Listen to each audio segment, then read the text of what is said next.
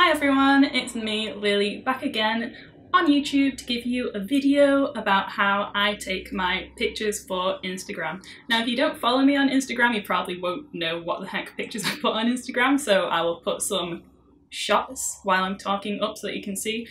But I have a makeup account where I basically just post a lot of pictures which are close-ups of my eye makeup. And sometimes I get asked how I do that and what equipment I use and what kind of lighting setup I have, so I figured it would be easier just to make a video so you can see my whole process and hopefully some of the tips and tricks that I have you can apply to your own pictures and improve them.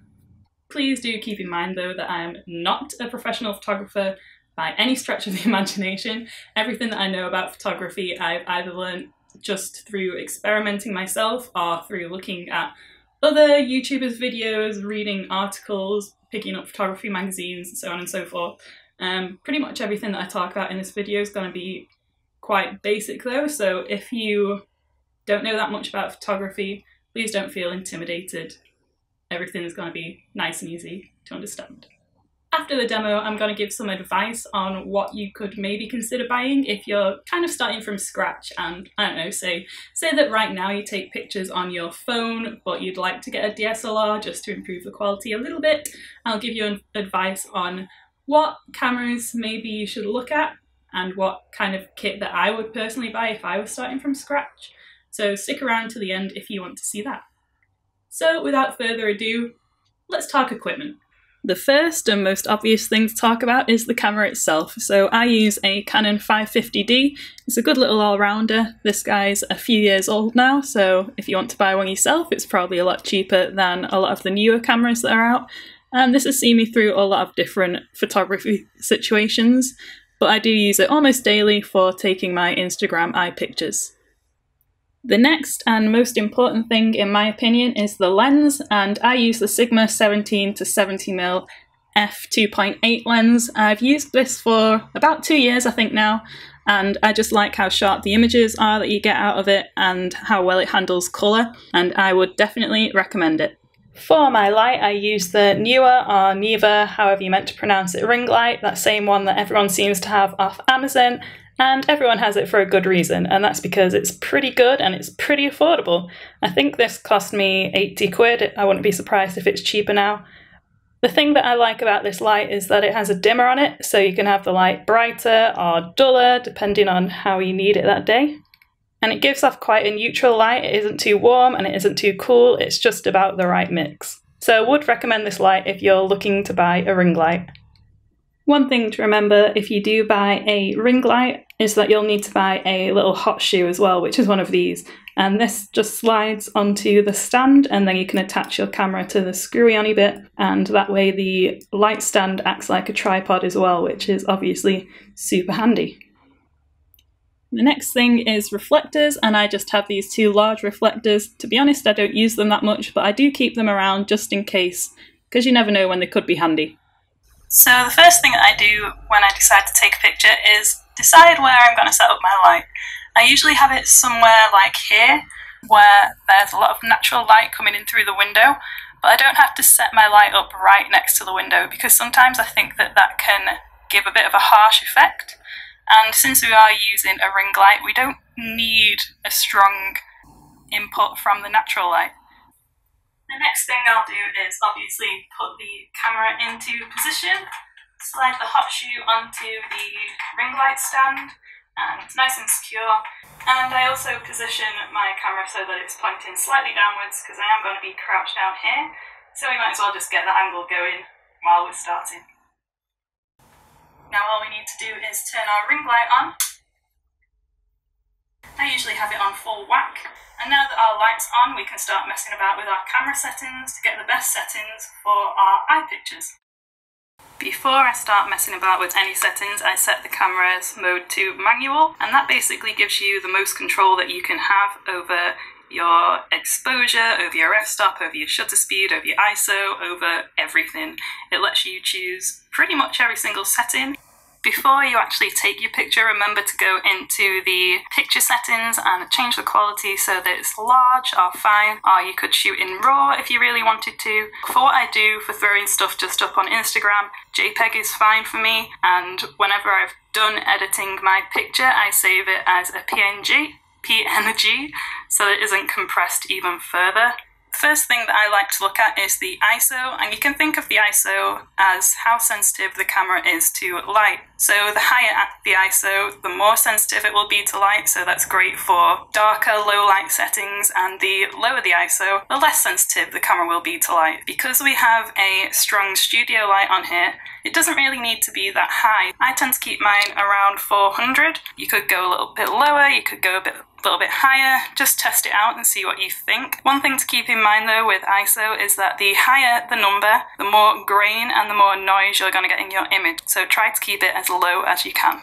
After I've dealt with the ISO, I like to look at the shutter speed. I like to keep mine around 1/100 or 1/125. Having it that fast just means that if I jerk a little or move a little while I'm knelt in front of the camera, it probably won't matter too much because the shutter is fast enough that it won't capture the motion. If you do experiment and play around with this, then I guarantee you will find settings that work for you. Once the ISO and the shutter speed have been decided, I tend to mess about with the f-stop or the aperture, which you can see in the middle as 7.1. I tend to keep it around this figure. I might go 1 or 2 stops below or 1 or 2 stops above. It just depends on the lighting that I've got and what other settings that I've decided. But I tend to find that 7.1 keeps enough in focus that you can actually see the look properly, but still kind of defocuses the things in the background, so you get a nice depth of field and a nice natural bit of blur to your skin. The next thing to do is set your white balance, and white balance is basically where if your camera can see the colour white as a pure white, then it will see every other colour for the colour that it is. So if you take a picture and it has a horrible yellow cast or a green cast or a blue cast, it's because your white balance hasn't been set properly. You can just go in and choose from one of the settings that the camera automatically has. On most DSLRs and most cameras in general, you'll have quite a few options for what white balance you want to set. So just mess about with them and see which one gives the result where your picture looks the most true to life colour. Or you can set your own custom white balance, which is really, really simple. And there are lots of tutorials on YouTube for it. Now that all the settings are as I would like them, or as far as I would like them for now, these are kind of just base settings and you can tweak them and change them as you take your pictures. Always look at your pictures as you're shooting, because you might notice that maybe they're a bit too dark, maybe they're a bit too light, maybe things are out of focus that you don't really want to be out of focus, and you can change that in your settings and continue to get better pictures throughout your little photo shoot experience. So what I do now is just pop on the flash and set my lens to about 50 to begin with. That'll get in the eye and a bit of the skin around it. And I just position myself so that I can see directly into the lens, tilt my head to one side, look kind of towards this corner here, and start taking pictures.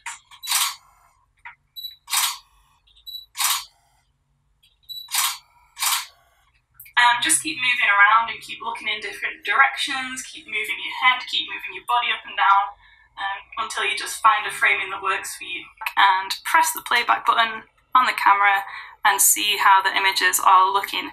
As you can see with it set to 50mm and with the distance that I was from the camera, you get a little bit of space just around the edges, and that's really great for when you're taking Instagram pictures because it means that you've got the full eye in, so you've got the full eye makeup in, and then you've just got some excess space around the edges just to crop into and crop your main image out of.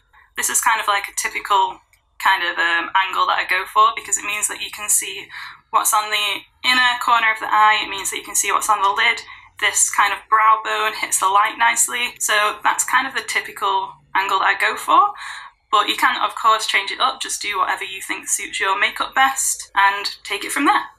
In terms of settings, I don't think that I really need to change anything. I might just mess about with the f-stop. Let's just take it down, let's take it down 2 stops, and this means that the image is going to be brighter, and it also means that The depth of field is going to be different, so things closer to the camera are probably going to be more in focus and things further away are going to be more out of focus. So in terms of eye makeup, this typically means that your eyelashes will be in focus and everything past that will be a little bit more blurred. So let's just test that out and see what it looks like and what happens. And I still have my flash on. You can, of course, mix it up, put it down, do without flash, with flash. It really depends on what you think looks best. I typically go for flash because it just shows the little bits of sparkle a bit better, and I think that it gives a clearer picture of colour as well.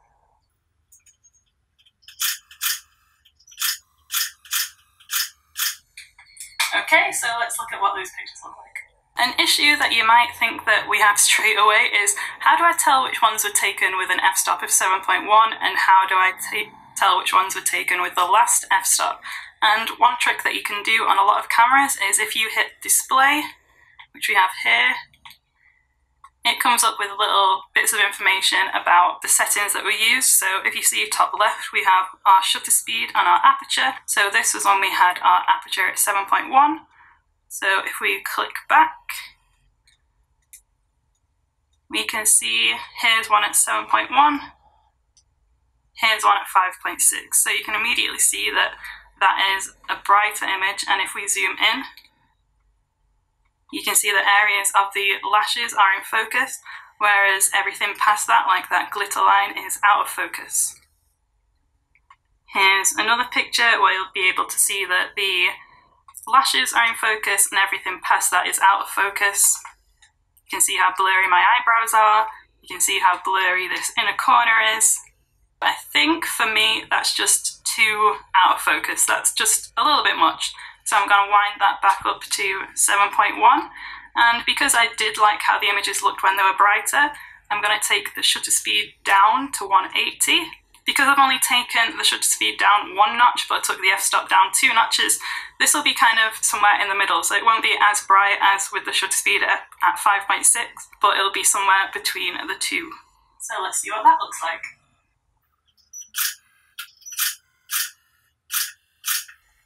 Okay, so I think that I've found the sweet spot for me today, which is a shutter speed of 180, an aperture of 7.1 and an ISO of 400. Obviously this is going to change all of the time depending on the natural light that's coming in through the window and how bright I want the ring light that day.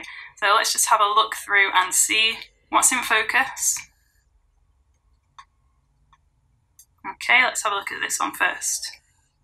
The lashes are in focus again, but we have more on the lid in focus and we have more eyebrow in focus than when the aperture was at 5.6. And I think that looks pretty consistent throughout.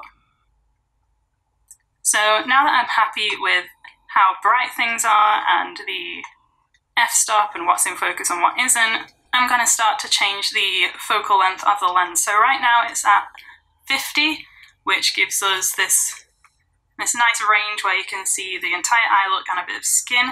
But now I want to go in a bit closer, so I'm going to take my lens to 70, which is the closest that it will go in, try and take some pictures and see what they look like. One thing that you want to keep in mind if you're using a zoom lens like this, along with flash and a ring light, is that because the lens comes out so far, it can cast shadows on your face, so you just need to look at where that shadow is being cast. For me, it's usually cast around here, and if it's really prominent in a picture, I usually just go into Photoshop and brighten it up so that it's not distracting, but you can just like keep moving around and angling around and messing about with where your camera is so that the shadow isn't as prominent. So let's have a try now with our focal length set to 70.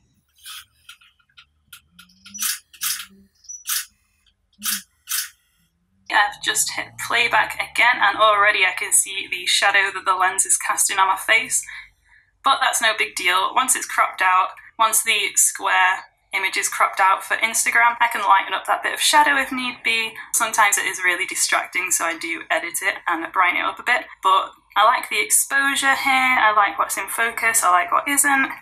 Another little tip for you is if you are using false eyelashes, like most of us do these days, either try not to take pictures with your eyes closed or looking down, or do your absolute best to blend it in with eyeliner, because you do get this paler ridge here and that's just because of the difference of texture between the eyelash strip and your eye makeup. You can get rid of it in Photoshop, but it's a bit of pain, so just avoid it if you can by not taking pictures with your eyes closed. See? It's gone. You just change how you look and which direction you look, and it's all fine. So I'm pretty happy with the pictures that we've got already, but towards the end, when I think that I've already got a picture that I'll use as my main image for the Instagram post, I'll just go back in and change a few more settings. I might change the focal length, I might change whatever it is, I'll change it, just to have a bit more experimentation, a bit more fun.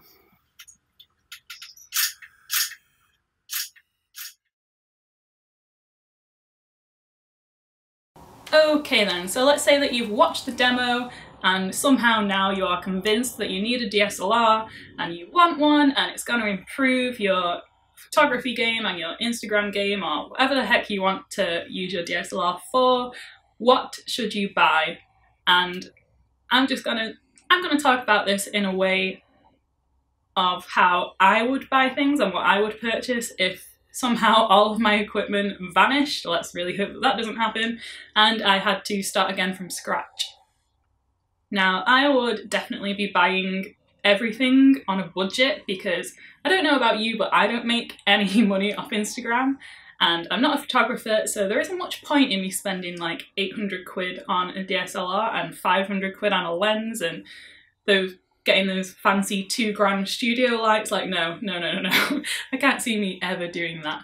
So what I would do is I would look up my favourite camera brand, which for me is Canon, and I would look at what they released 10 years ago.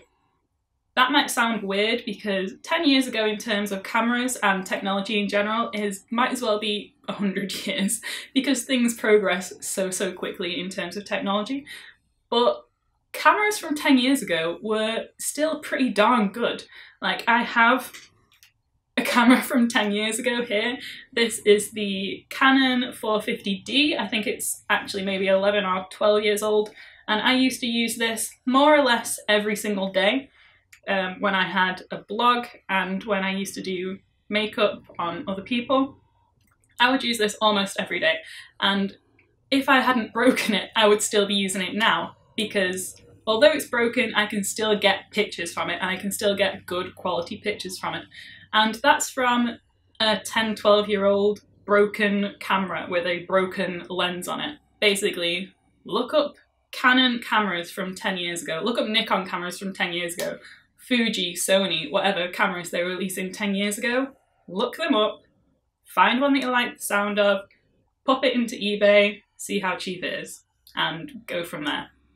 I will say for the lens as well, because if you read about cameras at all, you'll pretty much always read that the kit lens is crap. How can I explain this? In the giant realm of lenses, yes, a kit lens that you get with a DSLR isn't going to be as good as, you know, a fancier lens from a lens company or whatever, but it's still going to be good. It's still going to be usable. I would happily still use this lens. I would still be using this lens if one night I hadn't just felt kind of spendy and decided to spend 180 quid or however much my Sigma lens cost. I would still be using this quite happily, even though it's broken, so, you know, that goes to show as well. Even a broken kit lens, you can still get good pictures with. When it comes to lights, I actually would not buy a ring light again. When this ring light dies, I'm just going to get a nice, big, square softbox. The whole reason I would get a softbox, like a square softbox light instead of a ring light, is because they're just a bit more versatile. Let's say that this is your softbox. You're going to have diffused light coming from each area of this, whereas with a ring light you obviously have a ring shape with a ring of light coming through, and because that light is in a bit of a strange shape, it can cast strange shadows and a strange effect when it's not straight on like this. So if I wanted to put my ring light to the side here, it might cast some weird shadows and just weird reflections across my face, whereas something like a nice even softbox wouldn't do that.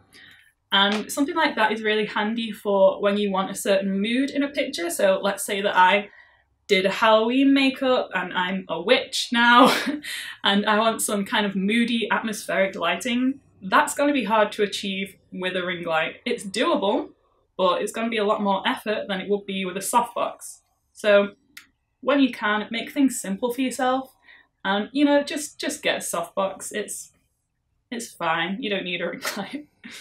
Ring lights have a time and a place, and that time and a place for me is stuff like this where, you know, I'm just talking to a camera. I don't need any kind of fancy lights. I just need you to be able to see me. And they're also great for just straight on simple portrait or beauty pictures. I don't particularly like ring lights for close-up eye pictures, which is kind of weird because that's what I've been using for maybe a year or so, but that's purely because my softbox died and I was like, I'm not going to buy another light when I've got a ring light.